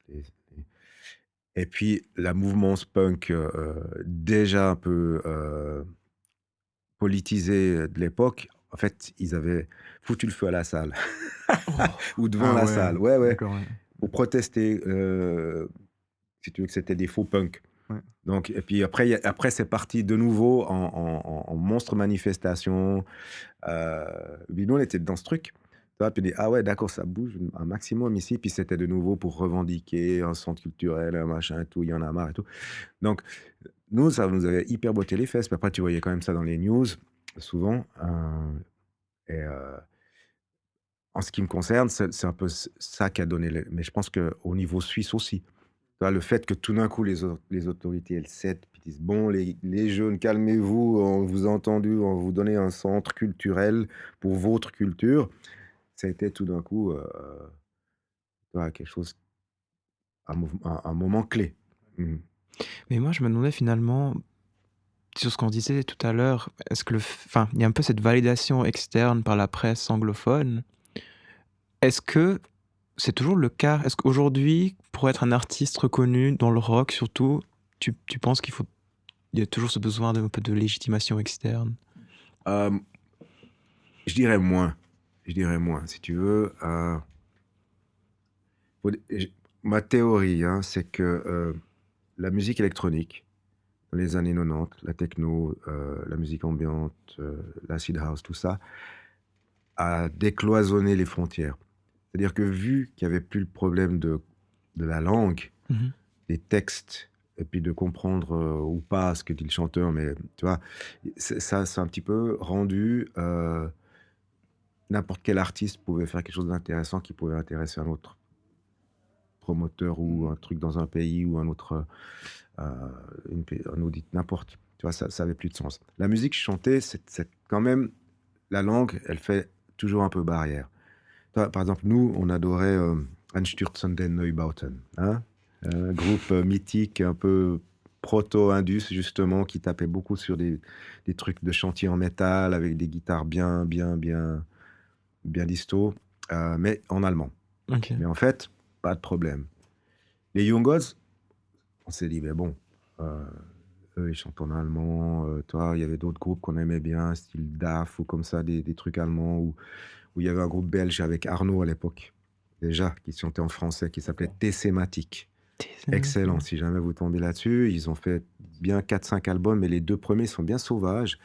Et Arnaud, pour moi, c'était le premier qui chantait en français avec comment dire, un sans gêne, puis ça sonnait pas variété française, c'était vraiment fort et tout, il y avait des super titres. genre Pitié pour lui ou des trucs bien gueulés comme ça. Et pour moi, c'était une inspiration. Thématique, ça s'appelait. Mais je vais aller checker ça, c'est Ouais, intéressant. c'est super intéressant. Ça a peut-être vieilli maintenant avec mais à l'époque, je trouvais que c'était hyper balèze. Et bon, ben, si tu veux, de nouveau, on en revient à la motivation de faire de la musique.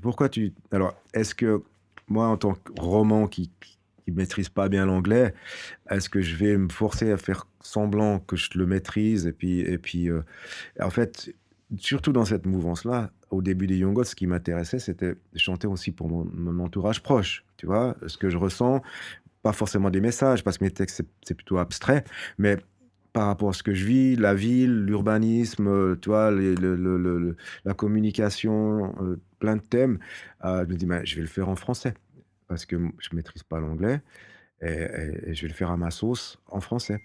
Et puis, ça a donné ce que ça a donné. Mais étonnamment, les Anglais, ça leur a pas du tout posé un problème. Tu vois? Ils ont trouvé ça incroyable. En plus, en français. Donc, tu vois, il y a eu un espèce d'effet de surprise. Euh, et puis, comme c'était quelque chose, comment on dirait en allemand, dans le Zeitgeist aussi pour les Anglais, parce qu'il y avait une vague de jeunes journalistes qui en avaient marre si tu veux, l'hégémonie anglophone, anglo-saxonne, qui regardaient ce qui se passe en Europe. Donc il y avait des groupes comme je viens de citer, DAF, Neubauten ou Front de 4-2 dans un style plus EBM, ou toi, il y avait plein de choses qui se passaient en Europe. Il y a le krautrock aussi, Ouais, beaucoup. qui leur échappait. Donc, il y a eu tout cet historique. Le krautrock, c'était encore la génération d'avant, hein, beaucoup plus space, proto Pink Floyd, ou soi-disant Pink Floyd s'est beaucoup inspiré, surtout au début. Et nous, les Young Gods, même qu'on était un peu plus jeunes que tous ces groupes que je viens de citer, ils nous ont mis dans ce euro trash, euro industriel, toi, ils ne savaient pas encore comment trop nommer ça. Et on a fait partie de cette vague. Mais, tu vois, la langue, ça n'a pas posé problème. Mhm. Mais peut-être ça nous permet de parler un peu de la période un peu new-yorkaise de Young Guns. Mhm. Peut-être juste avant, j'ai trouvé une question, juste avant ça. Parce que les Young Gods, ça devient presque big à un moment. Ce qui Mhm. nous amène ensuite à la période new-yorkaise, justement. Qui commence à beaucoup tourner, Mhm. 4-5 tournées aux États-Unis. Il y a gentiment des majors qui s'intéressent au groupe. Est-ce que Oui. tu as la tentation, au bout d'un moment, tu dis, OK, maintenant, il faut qu'on élargisse notre public. Il y a moyen de passer une étape, peut-être en faisant des compromis. Mhm. Est-ce que Parce qu'il y a ce genre de questions. Oui, C'est un oui. groupe comme les Young Gods, qui est un groupe très expérimental quand même. Mais- Est-ce qu'il y a ce genre de questions qui arrivent quand même sur la table? Oui, oui, mais d'ailleurs, on a fait le pas, si tu veux. Alors, on a signé d'abord sur ce label suisse qui s'appelait Organic, qui était hyper underground, qui a fait un super bon boulot. Et après, on a signé sur une boîte belge qui s'appelait Pias, et qui commençait en tant qu'indépendant, mais qui est vite devenu presque un major, je dirais, tu vois. Euh, et à un moment donné, ça c'était très drôle parce qu'on a été courtisé par les États-Unis. On a eu un avocat, parce que là-bas, il y a beaucoup d'avocats d'affaires dans le milieu de la musique, qui a appelé notre manager, puis qui a dit, ouais, les Young Gods, meilleur truc que j'ai entendu dernièrement. Alors voilà ce que j'ai fait. J'ai fait écouter votre dernier album à 5 maisons de disques. Euh, J'aurais dit à chacune, donnez-moi $2500 de budget. Je les fais venir, je fais la tournée des 5 avec eux, et puis après, il va signer avec l'un de vous. Voilà. Et puis moi, je prends 30%. Donc il normal. avait réuni, je sais pas, ça fait 12 500 balles, tu vois. Ouais. Et puis on s'est dit, putain, il y a 5 majors qui veulent nous signer aux États-Unis. On va aller voir de quoi il s'agit. C'était grâce à l'album TV Sky qui est sorti en 92. Et celui-là qui était... Alors, ça, c'était notre premier album en anglais.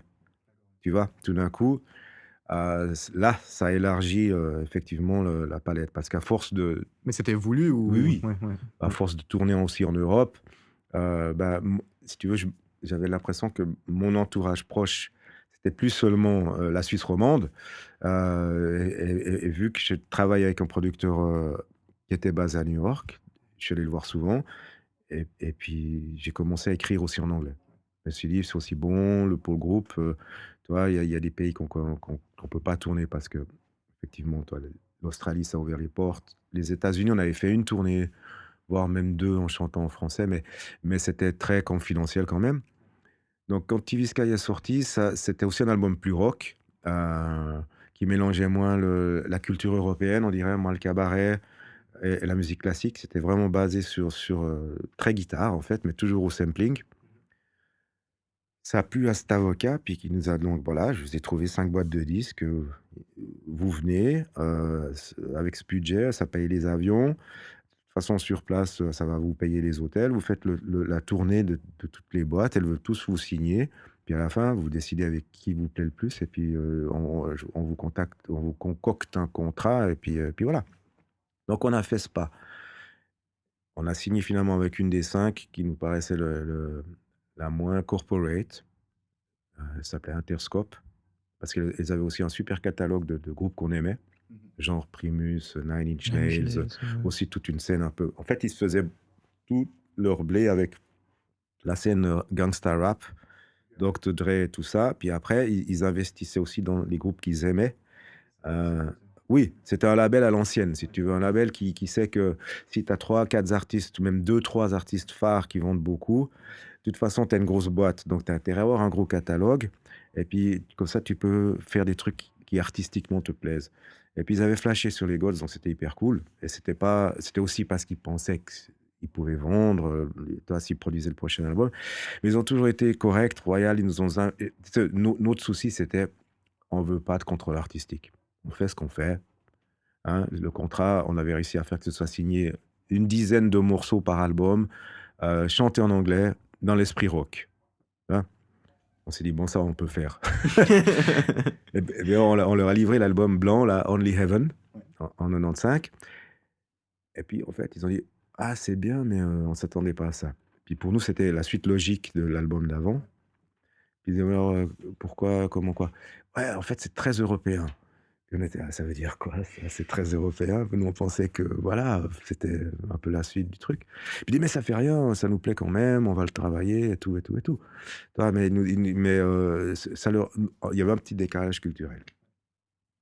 Donc on a fait le pas. On a signé sur un major, mais seulement pour les États-Unis. On était resté sur notre label belge pour l'Europe et le reste du monde. Mais oui, c'était tentant, bien sûr, parce que, en fait, à cet âge-là, tu te dis, bon, ce serait cool d'élargir le territoire, de tourner aux États-Unis dans les bonnes conditions, et puis que ta musique soit écoutée par un maximum de gens, surtout si c'est toi qui continue à la faire, tu vois.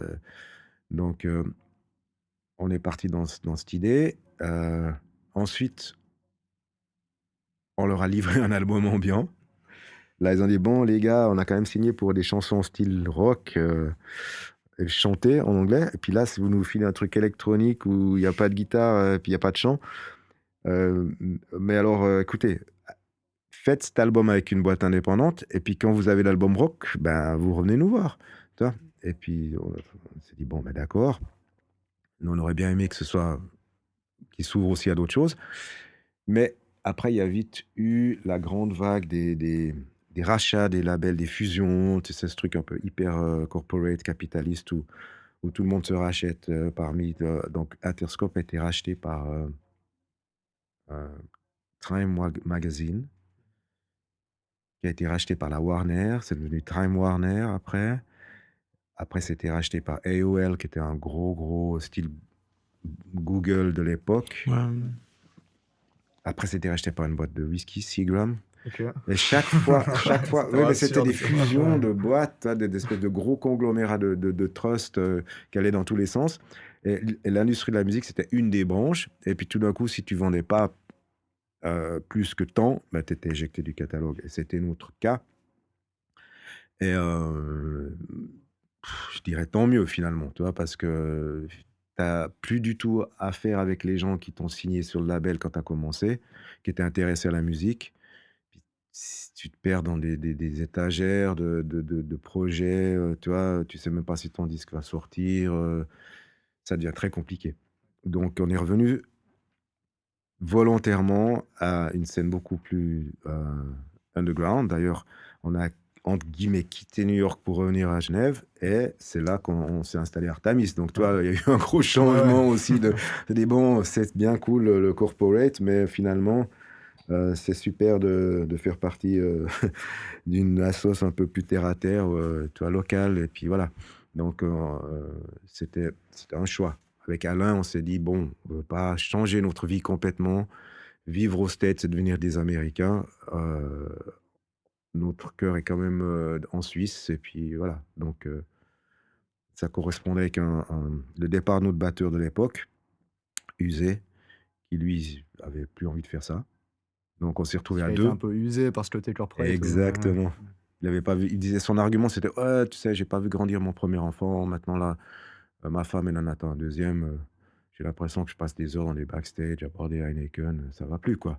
Tu vois. Si tu veux le glam d'être sur scène pendant 1 heure et demie, par rapport à tous ces voyages et ces trajets, ces trucs, ça l'avait fatigué plus que Alain et moi. Mais on s'est quand même dit avec Alain, ouais, c'est quand même un signal. Peut-être qu'il faut qu'on se rebase un peu, on retrouve un peu nos attaches. Euh, on était mariés les deux, tu vois, en plus, avec nos épouses ici. Lui, il avait aussi des enfants. Donc on s'est dit, c'est un signe. Ça va pas nous empêcher de faire la musique, mais on va faire un truc un peu plus, de nouveau, autoproduit. L'album qui est sorti en 2001, c'était autoproduction totale, quoi. Avec un savoir-faire, mais on n'avait plus envie voilà, d'avoir des avocats, machin, des trucs. J'ai l'impression qu'il y a eu un peu une période d'or de la musique alternative underground en Suisse, avec cette période des squats à Genève aussi, par exemple, et aussi Zurich, Berne. Et aujourd'hui, il y a encore beaucoup de culture alternative en Suisse, mais j'ai l'impression que c'est très gentrifié aussi. C'est devenu très quelque chose de bobo, pour une partie du truc en tout cas. Il y a une sorte de gentrification de la culture alternative. Je sais pas ce que tu penses de ça, et du coup, pourquoi? Et est-ce qu'on Mm. n'aurait pas besoin d'une nouvelle Swiss Wave quelque part? Des artistes qui viennent et qui disent non, nous on veut faire notre truc avec nos structures, avec. Alors, je pense qu'il y a plusieurs vitesses. Je pense qu'il y a les deux. Je pense qu'il y a toujours des très, très bons projets musicaux en Suisse. Il y en a énormément. Mais c'est vrai que c'est toujours un peu sous le radar. Et c'est pas ce qui passe à la radio. C'est beaucoup plus caché parce qu'effectivement, il y a une certaine gentrification. Faut aussi dire que il y a beaucoup plus de facilité de faire de la musique maintenant. Tu peux faire un projet seul avec ton ordi. Toi, tout le monde peut faire un groupe.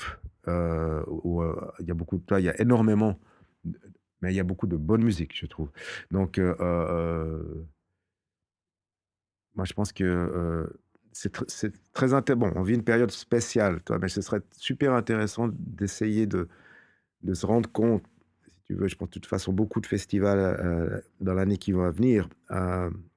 Vont devoir compter sur les artistes suisses parce qu'il ne va pas y avoir beaucoup de voyages et des choses comme ça. Donc, toi, d'avoir quelqu'un qui fasse le curateur pour une scène un peu de musique suisse expérimentale, pour des festivals, toi, il y aurait plein de possibilités. Mais c'est vrai que si tu veux, ben, la gentrification, elle va dans tous les domaines, c'est certain. Et puis, il y a aussi une histoire de survie. Donc, bien sûr qu'on aura toujours besoin de cette énergie, je pense. C'est clair. Mais est-ce qu'elle est présente? Mais c'est plus ambigu parce que si tu veux, il y a quand même des lieux qui existent. Donc il y a plus besoin d'avoir les lieux. Si tu prends par exemple à Genève, alors tous ces lieux sont en péril à cause du Covid et puis ce qui est en train de se passer, si tu veux. Des aides qui soi-disant vont venir, mais qui viennent au compte-gouttes. La cave 12, l'usine, tous ces endroits qui existent pour cette scène. Ben, il n'y a pas plus vraiment d'avoir des nouvelles scènes. Alors, peut-être que la nouvelle génération, elle s'y retrouve pas dans ces lieux parce que c'est finalement des lieux qui ont déjà une histoire. Et puis, c'est peut-être plus. Si tu es un petit groupe, tu es un peu timide, tu te dis, mais attends, tu vois, je sais pas. Mais ces lieux existent. Il y a plein d'endroits où c'est possible de jouer la musique que tu aimes, en fait. Tu vois. Donc, c'est quand même une situation qui est différente. Après, une solidarité commune, c'est vrai que tout le monde est un peu dans son coin, ça c'est certain. un peu une scène genevoise, un peu une scène lausannoise, hein. Mais je pense ça c'est pas une mauvaise idée, ça peut être, une bonne idée de profiter de tu vois? Vu qu'on va se retrouver entre nous pendant un bon bout de temps là, Ouais. tu vois? Ça peut être intéressant, Ouais, justement. Ouais. ouais. Ouais. Moi j'ai pensé à Malgré nous.